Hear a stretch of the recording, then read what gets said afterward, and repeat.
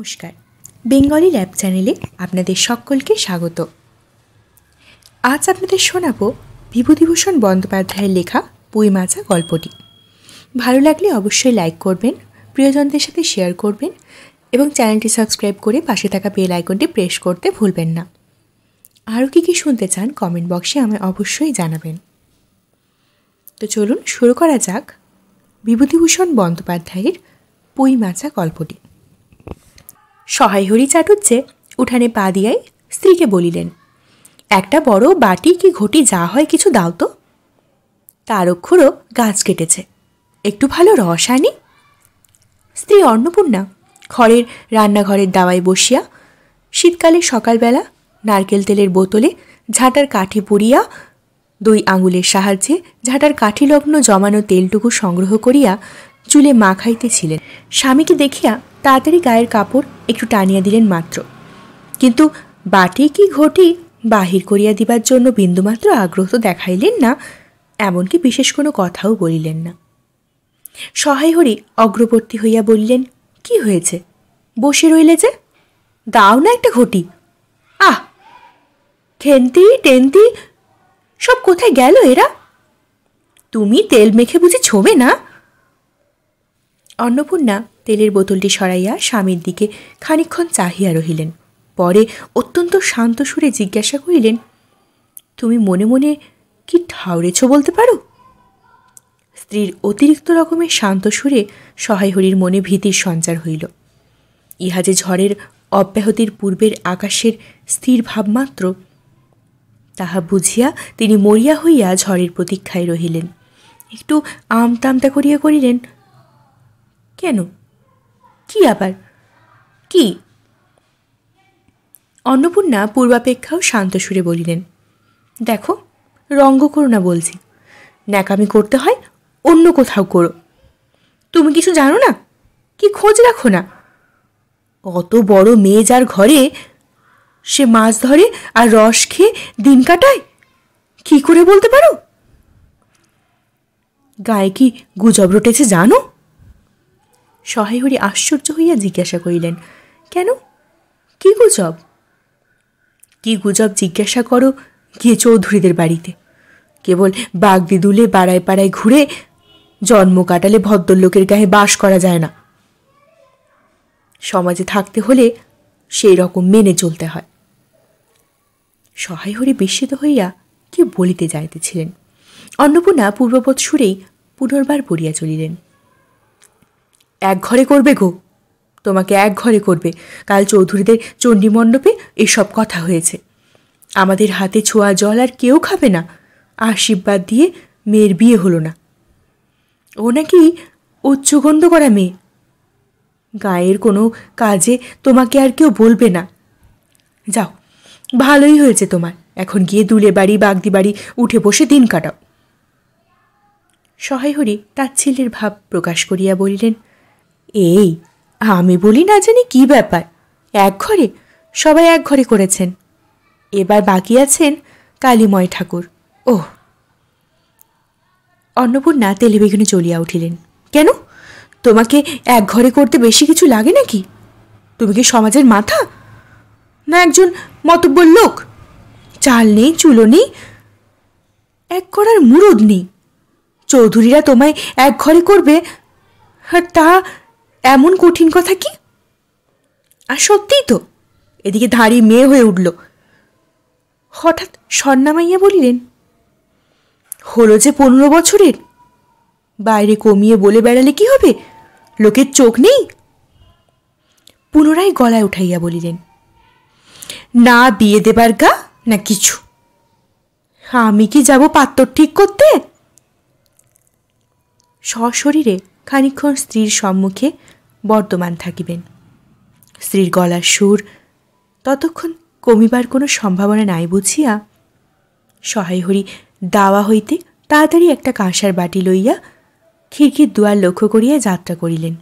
কিন্তু খিড়কি দুয়ারে একটু এদিকে কি দেখিয়া হঠাৎ থামিয়া গেলেন এবং আনন্দপূর্ণ সুরে বলিলেন, এসব কি রে খেন্দিমা, এসব কোথা থেকে আনলি? ও, এ যে 14-15 বছরের একটি মেয়ে আর দুটো ছোট ছোট মেয়েকে পিছনে লইয়া বাড়ি ঢুকিল। তাহার হাতে এক বোঝা পুঁই শাক, ডাঁটাগুলো মোটা ও হলদে। হলদে চেহারা দেখিয়া মনে হয় কাহারা পাকা পুঁই গাছ উবড়াইয়া ফেলিয়া উঠানের জঙ্গল তুলিয়া দিতেছিল। মেয়েটি তাহাদের উঠানের জঞ্জাল প্রাণপণে তুলিয়া আনিয়াছে। ছোট মেয়ে দুটির মধ্যে একজনের হাত খালি, অপরজনের হাতে 2-3 পাকা পুঁই পাতা জড়ানো কোনো একটা দ্রব্য। বড় মেয়েটি খুব লম্বা, গোলগাল চেহারা, মাথার চুলগুলো কৃষ্ণ ও অগোছালো বাতাসে উড়িতেছে। মুখখানা খুব বড়, চোখ দুটো ডাগর ডাগর ও শান্ত। সরু সরু কাঁচের চুড়িগুলো 2 পয়সা ডজনের একটি সেফটি পিন দিয়ে একত্র করিয়া আটকানো। পেনটির বয়স খুঁজিতে চাইলে প্রাগৈতিহাসিক যুগে গিয়া পড়িতে হয়। এই বড় মেয়েটির নামই বোধ হয় খেন্তি, কারণ সে তাড়াতাড়ি পিছন ফিরিয়া তার পশ্চাৎবর্তিনী হাত হইতে পুঁই পাতা জড়ানো দ্রব্যটি লইয়া মেলিয়া ধরিয়া বলিল, চিংড়ি মাছ বাবা, গয়াবুড়ির কাছ থেকে রাস্তায় নিলাম, দিতে চায় না, বলে তোমার বাবার কাছে আর দিনকার দরুন 2 পয়সা বাকি আছে। আমি বললাম, দাও গয়া পিসি, আমার বাবা কি তোমার 2 পয়সা নিয়ে পালিয়ে যাবে? আর এই পুঁই শাকগুলো ঘাটের ধারে রায় কাকা দিয়ে বললে, নিয়ে যা, কেমন মোটা মোটা। অন্নপূর্ণা দেওয়া হইতেই অত্যন্ত ঝাঁজের সহিত চিৎকার করিয়া উঠিলেন, নিয়ে যা! আহা, কি অমর্তই তোমাকে তারা দিয়েছে! পাকা পুঁইটাটা কাঠ হয়ে গিয়েছে, 2 দিন পরে ফেলে দিত। নিয়ে যা। আর উনি তাদের আগাছা উঠিয়ে নিয়ে এসেছেন, ভালোই হয়েছে, তাদের আর নিজেদের কষ্ট করে কাটতে হলো না। যত সব পাথুরে বোকা, সব মরতে আসে আমার ঘাড়ে। ধাড়ি মেয়ে, বলে দিয়েছি না তোমায়, বাড়ির বাইরে কোথাও পা দিও না। লজ্জা করে না এ পাড়া সে পাড়া করে বেড়াতে? বিয়ে হলে 4 ছেলের মা হতে, খাওয়ার নামে আর জ্ঞান থাকে না, না? কোথায় শাক, কোথায় বেগুন, আর একজন বেড়াচ্ছেন কোথায় রস, কোথায় ছাই, কোথায় পাশ। ফেল বলছি ওসব, ফেল। মেয়েটি শান্ত অথচ ভয় মিশ্রিত দৃষ্টিতে মায়ের দিকে চাহিয়া হাতের বাঁধন আলগা করিয়া দিল। পুঁই শাকের বোঝা মাটিতে পড়িয়া গেল। অন্নপূর্ণা বকিয়া চলিলেন, যা তো রাধি, ও আপদগুলোকে টেনে খিড়কির পুকুরে ফেলে দিয়ে আয়। ফের যদি বাড়ির বার হতে দেখেছি তবে ঠ্যাং খোড়া করি তো। বোঝা মাটিতে পড়িয়া গিয়াছিল। ছোট মেয়েটি কলের পুতুলের মতন সেগুলো তুলিয়া লইয়া খিড়কির অভিমুখে চলিল। কিন্তু ছোট মেয়ে অত বড় বোঝা আগড়াইতে পারিল না। অনেকগুলো ডাঁটা এদিক ওদিক ঝুলিতে ঝুলিতে চলিল। সহায় হরির ছেলেমেয়েরা তাদের মাকে অত্যন্ত ভয় করিত। সহায় হরি আমতা আমতা করিয়া বলিয়া গেলেন, তা এনেছে ছেলে মানুষ খাবে বলে, তুমি আবার বরং। পুঁই শাকের বোঝা লইয়া যাইতে যাইতে ছোট মেয়েটি ফিরিয়া দাঁড়াইয়া মার মুখের দিকে চাহিল। অন্নপূর্ণা তাহার দিকে চাহিয়া বললেন, না না, নিয়ে যা, খেতে হবে না। মেয়ে মানুষের আবার অত নোলা কিসে? এক পাড়া থেকে আর এক পাড়ায় নিয়ে আসবে 2 পাকা পুঁই শাক ভিক্ষে করে? যা যা, তুই যা, দূর করে বনে দিয়ে আয়। সহায় হরির বড় মেয়ের মুখের দিকে চাহিয়া রহিলেন। তাহার চোখ দুটো জলে ভরিয়া আসিয়াছে। তার মনে বড় কষ্ট হইল। কিন্তু মেয়ের যতই সাথের জিনিস হোক, পুঁই শাকের পক্ষাবলম্বন করিয়া দুপুরবেলা স্ত্রীকে চটাইতে তিনি আদৌ সাহসী হইলেন না। নিঃশব্দে খিড়কির দৌড় দিয়া বাহির হইয়া গেলেন। বসিয়া রাঁধিতে রাঁধিতে বড় মেয়ের মুখের কাতর দৃষ্টি স্মরণে পড়িবার সঙ্গে সঙ্গে অন্নপূর্ণা মনে পড়িল, গত অরন্ধনের পূর্বদিন বাড়িতে পুঁই শাক রান্নার সময় খেন্তি আবদার করিয়া বলিয়াছিল, মা, অর্ধেকগুলো কিন্তু একা আমার, অর্ধেক সব মিলে তোমাদের। বাড়িতে কেহ ছিল না। তিনি নিজে গিয়া উঠানের ও খিড়কির দোরের আশেপাশে যে ডাঁটা হইয়াছিল সেগুলো কুড়াইয়া লইয়া আসিলেন। বাকিগুলো কুড়ানো যায় না, ডোবার ধারে ছাই কাদায় ফেলিয়া গিয়াছে। কুচো চিংড়ি দিয়া সেগুলোকে চুপি চুপি পুঁই শাকের তরকারি রাঁধিলেন। দুপুরবেলা খেন্তির পাতে পুঁই শাকের চচ্চড়ি দেখিয়া বিস্ময় ও আনন্দপূর্ণ ডাগর চোখে মায়ের দিকে ভয়ে ভয়ে চাহিল। দু একবার এদিক ওদিক ঘুরিয়া আসিতেই অন্নপূর্ণা দেখিলেন উক্ত পুঁইশাকের একটুকুও তাহার পাতে পড়িয়া নাই। পুঁইশাকের ওপর তাহার এই মেয়েটির কীরূপ লোভ তাহা তিনি জানিতেন। জিজ্ঞাসা করিলেন, কী রে খেন্তি, আর একটু চচ্চড়ি দিয়ে? খেন্তি তৎক্ষণাৎ ঘাড় নাড়িয়া আনন্দজনক প্রস্তাবে সমর্থন করিল। ভাবিয়া অন্নপূর্ণার চোখে জল আসিল।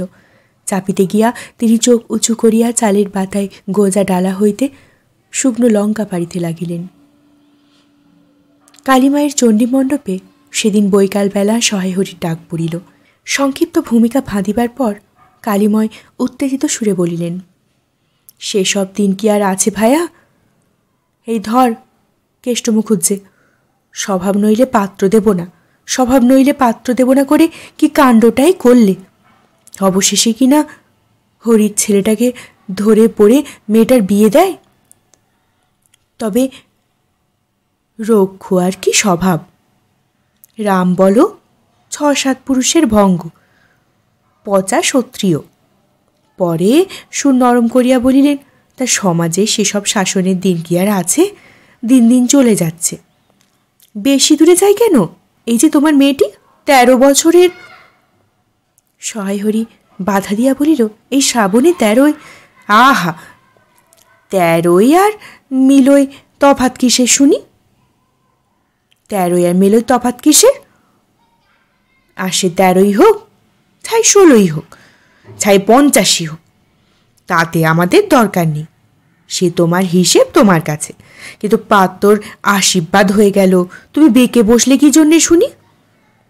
ও তো একরকম উচ্চগণ্ড করা মেয়ে। আশীর্বাদ হওয়াও যা, বিয়ে হওয়াও তা, 7 পাখের যা বাকি। এই তো সমাজে বসে এইসব কাজগুলো তুমি যে করবে আর আমরা বসে বসে দেখব, এ তুমি ভেবো না। সমাজের বামুনদের যদি জাত মারবার ইচ্ছে না থাকে, মেয়ের বিয়ের বন্দোবস্ত করে ফেলো। পাত্তর পাত্তর, রাজপুত্তর না পেলে পাত্তর মেলে না। গরিব মানুষ, দিতে থুতে পারবে না বলে শ্রীমন্ত মজুমদারের ছেলেকে ঠিক করে দিলাম। লেখাপড়া নাই বা জানলো, জজ ম্যাজিস্ট্রেট নাই বা হলে মানুষ কি নয়? দিব্যি বাড়ি, বাগান, পুকুর। শুনলাম নাকি 20 জমিতে 4টি আমন ধানও করেছে। ব্যাস রাজার হাল। 2 ভাইয়ের অভাব কি? ইতিহাসটা হইতেছে এই যে, মণিকায়ের উক্ত মজুমদার মহাশয়ের পুত্রটি কালীময়ী ঠিক করিয়া দেন। কেন কালীময় মাথা ব্যথা করিয়া সহায়হরির মেয়ের বিয়ের সম্বন্ধ মজুমদারের মহাশয়ের ছেলের সঙ্গে ঠিক করিতে গেলেন, তাহার কারণ নির্দেশ করিয়া যাইতে কেহ কেহ বলিলেন যে, কালীময় নাকি মজুমদারের মহাশয়ের কাছে অনেক টাকা ধার করেন, অনেক দিনের সুদ পর্যন্ত বাকি, শীঘ্র নালিশ হইবে ইত্যাদি। এই গুজব যে শুধু অবান্তরেই তাহা নয়, ইহার কোনো ভিত্তি আছে বলিয়াও মনে হয় না। ইহা দুষ্টপক্ষের রটনা মাত্র।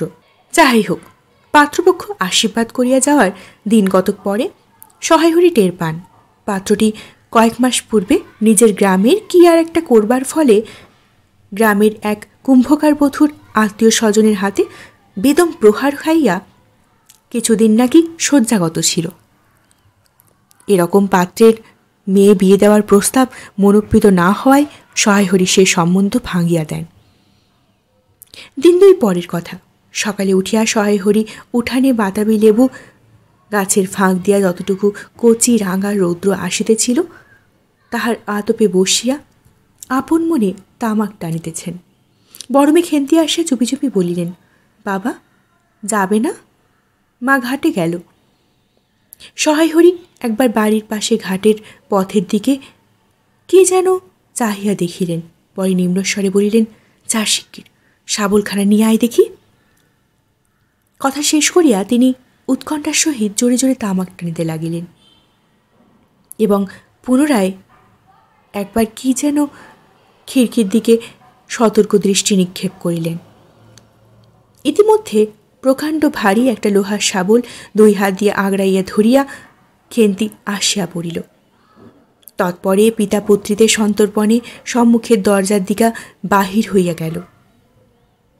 ইহাদের ভাব দেখিয়া মনে হইতেছিল ইহারা কারো ঘরে শীত দিবার উদ্দেশ্যে চলিয়াছে। অন্নপূর্ণা স্নান করিয়া সবে কাপড় ছাড়িয়া উনুন ধরাইবার জোগাড় করিতেছেন। মুখুজ্জে বাড়ির ছোট খুকি দুর্গা আসিয়া বলিল, খুড়িমা। মা বলে দিলে খুড়িমাকে গিয়ে বল মা ছোবে না, তুমি আমাদের নবান্নটা মেখে আর ইতুর ঘটগুলো বার করে দিয়ে আসবে। মুখুজ্জে বাড়ি ও পাড়ায় যাইবার পথে বাঁ দিকে এক জায়গায় শ্যাওড়া, বনভাট, রাংচিতা, বনচালতার গাছের ঘন বন, শীতের সকালে এক প্রকার লতাপাতার ঘন গন্ধ বন হইতে বাহির হইতেছিল। একটা লেজ ঝোলা হলদে পাখি আমড়া গাছের এ ডাল হইতে ও ডালে উড়িতেছে। দুর্গা আঙুল দিয়া দেখাইয়া বলিল, খুড়িমা খুড়িমা, ওই যে কেমন পাখিটা। পাখি দেখিতে গিয়া অন্নপূর্ণা কিন্তু আর একটা জিনিস লক্ষ্য করিলেন। ঘন বনটার মধ্যে কোথায় এতক্ষণ খুব খুব করিয়া আওয়াজ হইতেছিল, কি যেন কি খুঁজিতেছে। দুর্গার কথার ঠিক পরেই হঠাৎ সে শব্দটা বন্ধ হইয়া গেল। অন্নপূর্ণা সেখানে খানিকক্ষণ থমকাইয়া দাঁড়িলেন, পরে চলিতে আরম্ভ করিলেন। তাহার খানিক দূরে যাইতে বনের মধ্যে পুনরায় খুব খুব শব্দ আরম্ভ হইল। কাজ করিয়া ফিরিতে অন্নপূর্ণার কিছু বিলম্ব হইল। বাড়ি ফিরিয়া দেখিলেন খেন্তি উঠানে রৌদ্রে বসিয়া তেলের বাটি সম্মুখে লইয়া খোপা খুলিতেছে। তিনি ক্ষীণ দৃষ্টিতে মেয়ের দিকে চাহিয়া দেখিলেন, এখনও নাইতে যাসনি যে, কোথায় ছিলি এতক্ষণ? খেন্তি তাড়াতাড়ি উত্তর দিল, এই যে যাই মা, এক্ষুনি যাব আর আসব। খেন্তির স্নান করিতে যাইবার একটুখানি পরে সহায় হরি সৎসাহে 15-16 সের ভারী একটা মেটে আলু ঘাড়ে করিয়া কোথা হইতে আসিয়া উপস্থিত হইলেন এবং সম্মুখে স্ত্রীকে দেখাইয়া কৈফিয়তের দৃষ্টিতে সেই দিকেই চাহিয়া উঠিলেন। ওই ও পাড়ার মশাই চৌকিদার রোজই বলে, কর্তা ঠাকুর, তোমার বাপ থাকতে তবু মাসে মাসে এদিকে তোমাদের পায়ের ধুলো পড়তো, তা আজকাল তোমরা তো আর আসোই না। এই বেড়ার গায়ে মেয়েটে আলু করে দিয়েছি, তা দাদা ঠাকুর বরং। অন্নপূর্ণা স্থির দৃষ্টিতে স্বামীর দিকে চাহিয়া বলিলেন, বরজপোতর বনের মধ্যে বসে খানিক আগে কি করছিলে শুনি? সহায় হরি অবাক হইয়া বলিল, আমি? না, আমি কখনো না, এই তো আমি। সহায় হরির ভাব দেখিয়া মনে হইতেছিল তিনি এইমাত্র আকাশ হইতে পড়িয়াছেন। অন্নপূর্ণা পূর্বের মতনই স্থির দৃষ্টিতে স্বামীর দিকে চাহিয়া বলিলেন, চুরি তো করবেই, 3 কাল গিয়ে 1 কাল আছে, মিথ্যে কথাগুলো আর বলো না, আমি সব জানি। মনে ভেবেছিলে আপদ ঘাটে গিয়েছে আর কি। দুর্গার মা ডেকে পাঠিয়েছিল, ও পাড়া যাচ্ছি। শুনলাম বরজপোতার বনের মধ্যে কি খুব খুব শব্দ, তখনই আমি বুঝতে পেরেছি। সারা শব্দ পেয়ে বন্ধ হয়ে গেল, যেই আবার খানিকক্ষণ দূরে গেলাম আবার দেখি শব্দ। তোমার তো ইহকালও নেই পরকালও নেই, চুরি করতে ডাকাতি করতে যা ইচ্ছে হয় করো, কিন্তু মেয়েটাকে আবার এর মধ্যে নিয়ে ওর মাথা খাওয়া কিসের জন্যে? সহায় হরি হাত নাড়িয়া বরজপোতার তাহার উপস্থিতি থাকার বিরুদ্ধে কতগুলো প্রমাণ উত্থাপন করিবার চেষ্টা করিলেন, কিন্তু স্ত্রীর দৃষ্টির সামনে তাহার বেশি কথাও জোগাইল না, বা কথিত উক্তিগুলির মধ্যে কোনো পূর্বাপর্য সম্বন্ধ খুঁজিয়া পাওয়া গেল না। 8 ঘণ্টা পরে খেন্তি স্নান করিয়া বাড়ি ঢুকিলা। সম্মুখস্থ মেটে আলুর দিকে একবার আর চোখে তাকিয়াই নিরীহ মুখে উঠানের আনলায় অত্যন্ত মনোযোগের সহিত কাপড় মিলিতে যাইতেছিল। অন্নপূর্ণা ডাকিলেন, খেন্তি, এদিকে একবার আয় তো, শুনে যা। মায়ের ডাক শুনিয়া খেন্তির মুখ শুকাইয়া গেল। সে ইতস্তত করিতে করিতে মার নিকটেই আসিল। তিনি জিজ্ঞাসা করিলেন, এই মেয়েটে আলুটা দুজনে মিলে তুলে এনেছিস না?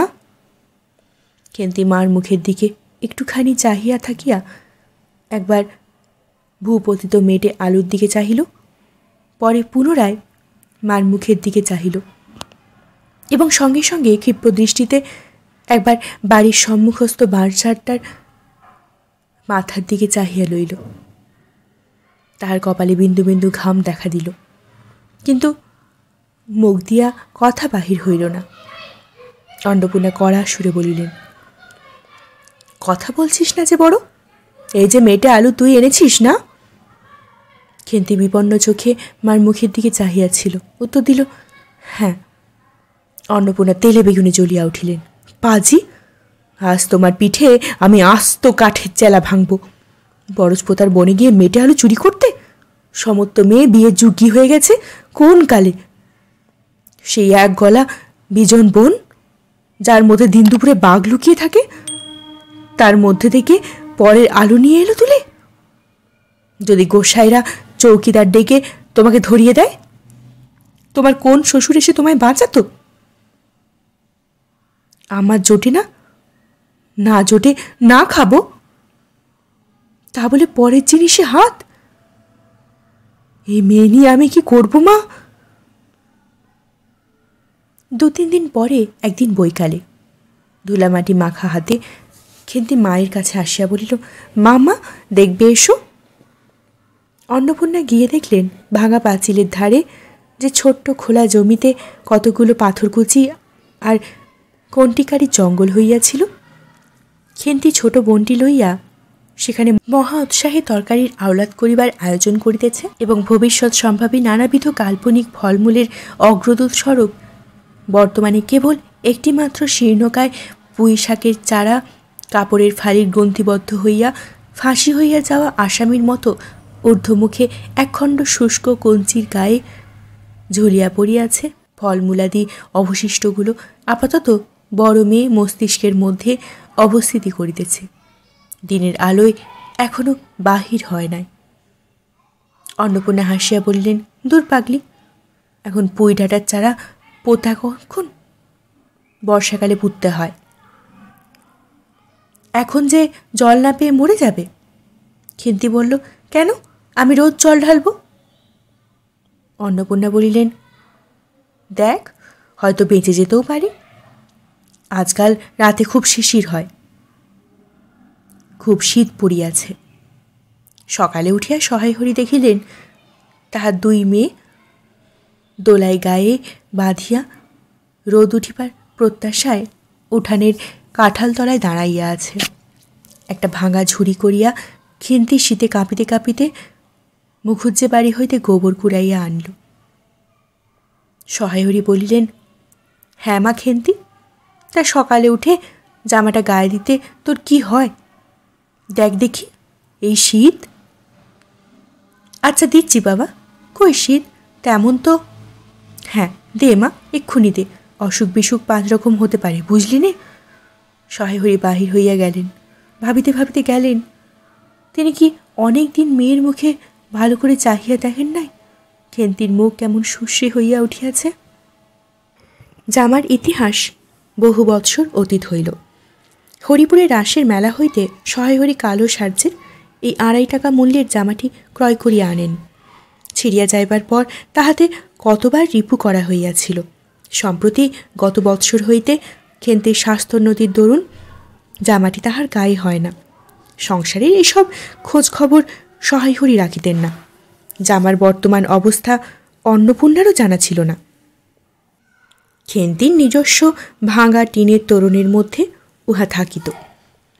পৌষ সংক্রান্তি সন্ধ্যাবেলা অন্নপূর্ণা একটি কাশিতে চালের গুঁড়া, ময়দা ও গুড় দিয়া চটকাইতেছিলেন। একটা ছোট্ট বাটিতে 1 বাটি তেল, খেন্তি কর্নির নিচে একটা কলার পাত পাড়িয়া 1 থালা নারকেল কুড়িতেছে।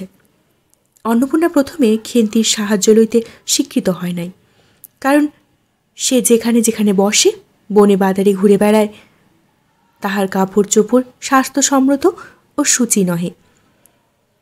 অবশেষে খেন্তি নিতান্ত করিয়া ধরিয়া পড়ায় হাত পা ধোয়াইয়া ও শুষ্ক কাপড় পরাইয়া তাহাকে বর্তমান পদে নিযুক্ত করিয়াছেন। ময়দার গোলা মাখা শেষ হইলে অন্নপূর্ণা উনুনে খোলা চাপাইতে যাইতেছিলেন। ছোট মেয়ে রাধি হঠাৎ ডান হাতখানা পা দিয়া দিল, মা ওই এটুকু। অন্নপূর্ণা বড় গামলা হইতে একটুখানি গোলা তুলিয়া লইয়া হাতের 5টা আঙুল দ্বারা একটা বিশেষ মুদ্রা রচনা করিয়া সেটুকু রাধির প্রসারিত হাতের উপর দিলেন। মেজমে পুটি অমনি ডান হাতখানা কাপড়ে তাড়াতাড়ি মুছিয়া লইয়া মার সামনে পাতিয়া বলিল, মা আমায় একটু।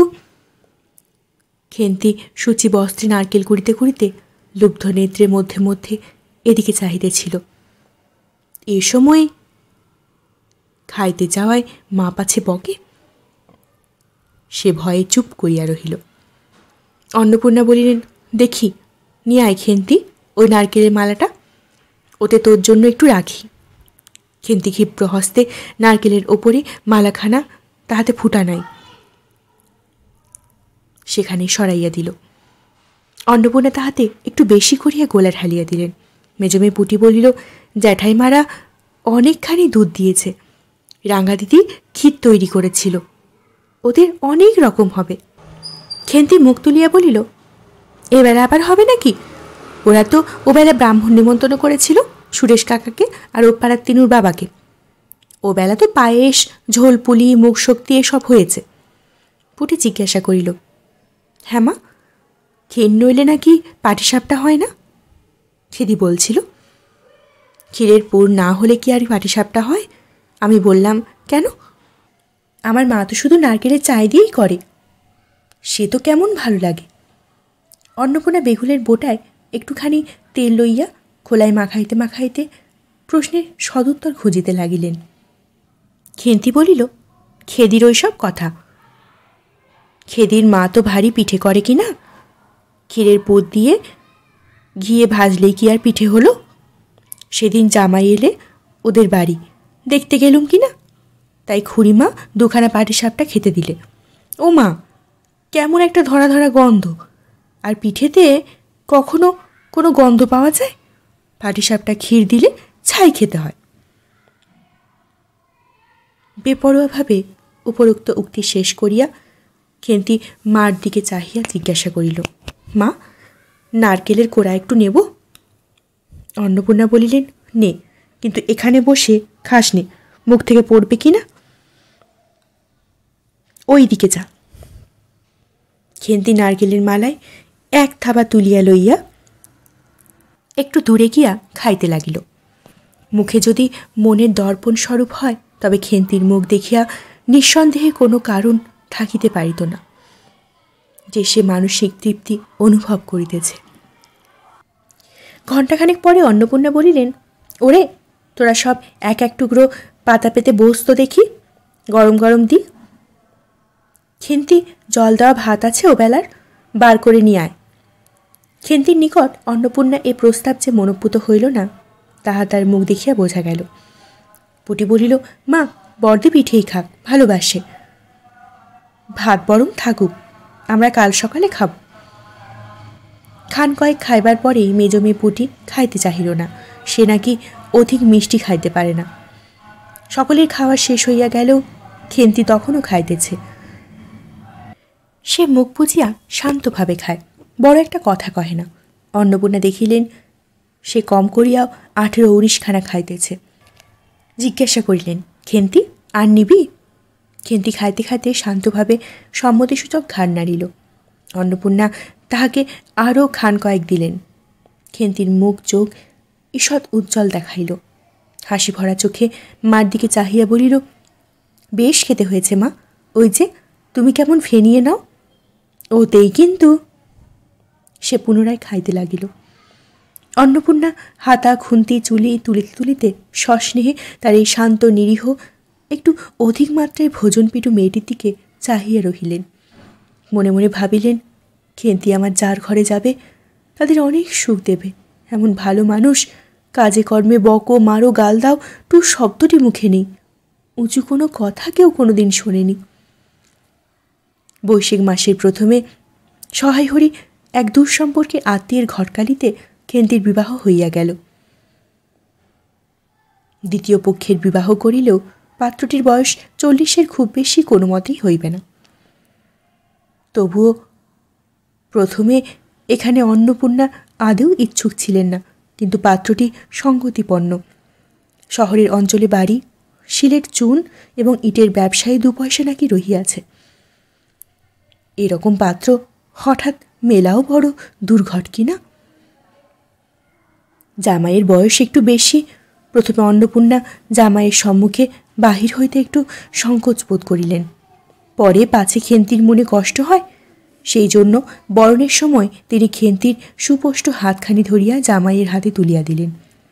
চোখের জলেই তাহার গলা বন্ধ হইয়া আসিল, কিছু বলিতে পারিলেন না। বাড়ির বাহির হইয়া আমলকি তলায় বেহারার সুবিধা করিবা লইয়ার জন্য বরের পালকি একবার নামাইল। অন্নপূর্ণা চাহিয়া দেখিলেন বেড়ার ধারের নীল রঙের মেদি ফুলের গুচ্ছগুলো সেখানে নত হইয়া আছে। খেন্তির কম দামের বালুচরের রাঙা চেলির আঁচলখানা পালকির বাহিরে হইয়া সেখানে লুটিতেছে। তার এই অত্যন্ত অগোছালো, নিতান্ত নিরীহ এবং একটু অধিক মাত্রায় ভোজনপেটু মেয়েটিকে পরের ঘরে অপরিচিত মহলে পাঠাইতে তার বুক উদ্বেল হইয়া উঠিতেছিল। খেন্তিকে কি অপরে ঠিক বুঝিবে?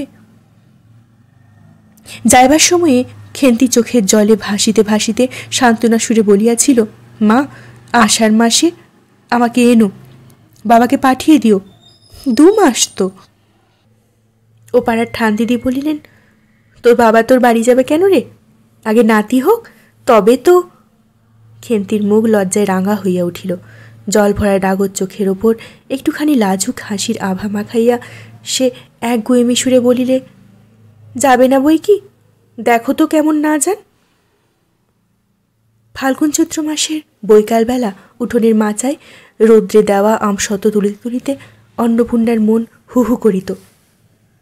তার অনাচারী লোভী মেয়েটি আজ বাড়িতে নাই যে, কোথা হইতে বেড়াইয়া আসিয়া লজ্জাহীনার মতন হাতখানি পাতিয়া মিনতের সুরে অমনি বলিবে, মা, বলবো একটা কথা। ওই কোনাটা ছিঁড়ে একটুখানি। 1 বছর ওপর হইয়া গিয়াছে। পুনরায় আষাঢ় মাস বর্ষা নামিয়াছে। ঘরের দাওয়ায় বসিয়া সহায়হরি প্রতিবেশী বিষ্ণু সরকারের সহিত কথা বলিতেছেন। সহায়হরি তামাক সারিতে সারিতে বললেন, হো, তুমি ধরে রাখো, ওরকম হবেই দাদা। আমাদের অবস্থা লোকের ওর যে ভালো কি আর জুটবে?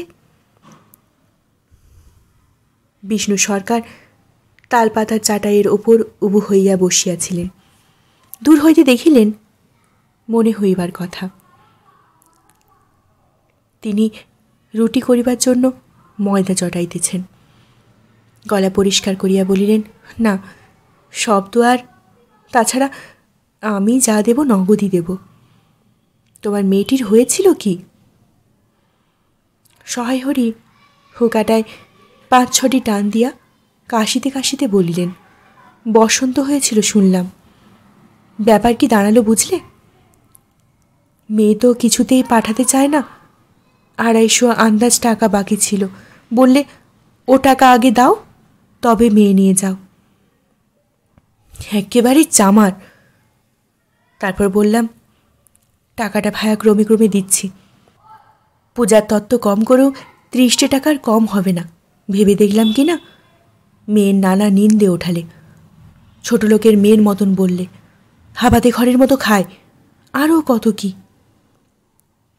পৌষ মাসে দেখতে গেলাম, মেয়েটাকে ফেলে থাকতে পারলাম না, বুঝলে। সহায়হরি হঠাৎ কথা বন্ধ করে জোরে মিনিট কয়েক হুকায় টান দিতে লাগিলেন। কিছুক্ষণ দুজন কোনো কথা শোনা গেল না। অল্পক্ষণ পরে বিষ্ণু বলিলেন, তারপর?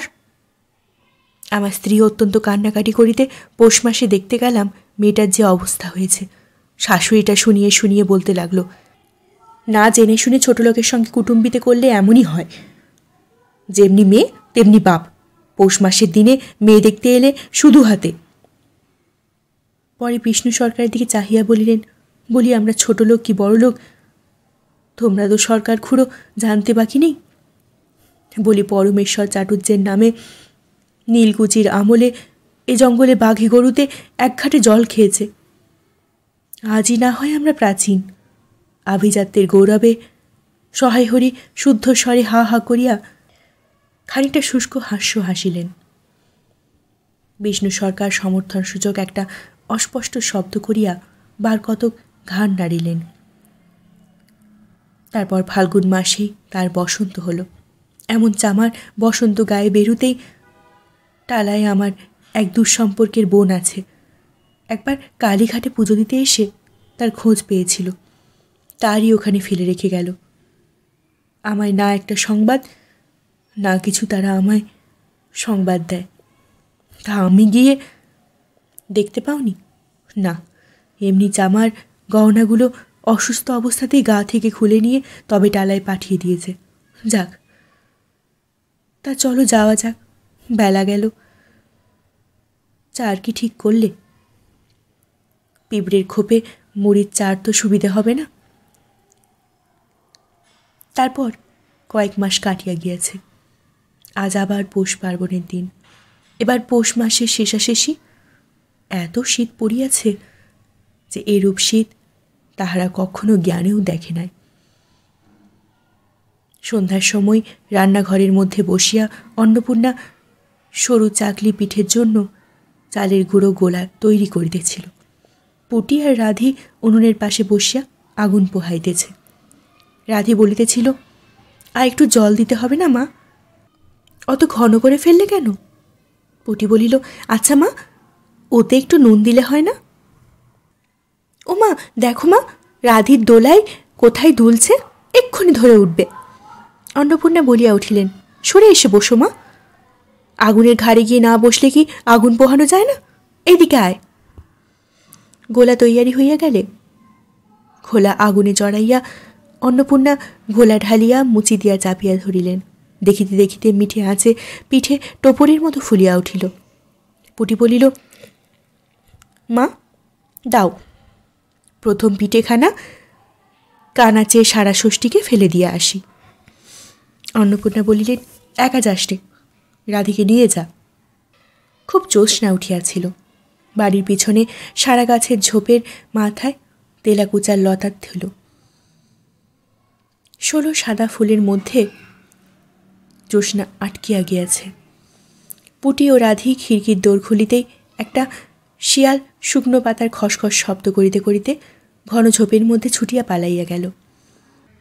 পুটি পিঠেখানা জোর করিয়া ছুঁড়িয়া ঝোপের মাথায় ফেলিয়া দিল।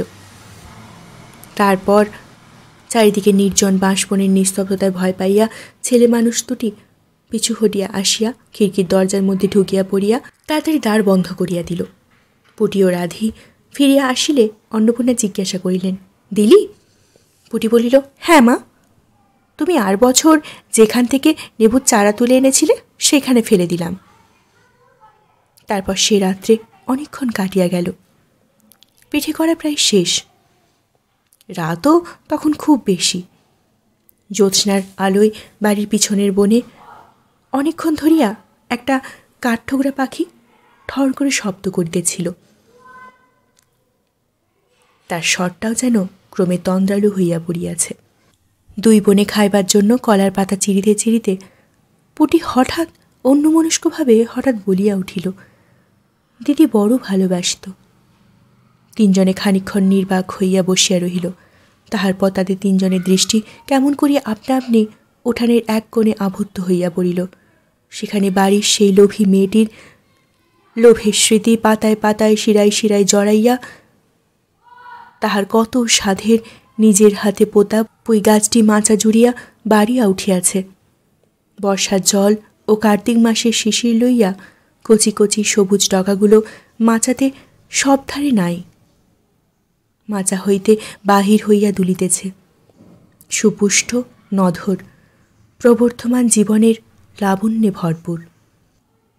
শেষ হল বিভূতিভূষণ বন্দ্যোপাধ্যায়ের পুঁইমাচা গল্পটি। ভালো লাগলে অবশ্যই লাইক করবেন, চ্যানেলটি সাবস্ক্রাইব করে পাশে থাকা বেল আইকনটি প্রেস করতে ভুলবেন না। কেমন লাগলো কমেন্ট বক্সে আমায় অবশ্যই জানাবেন। ধন্যবাদ, নমস্কার।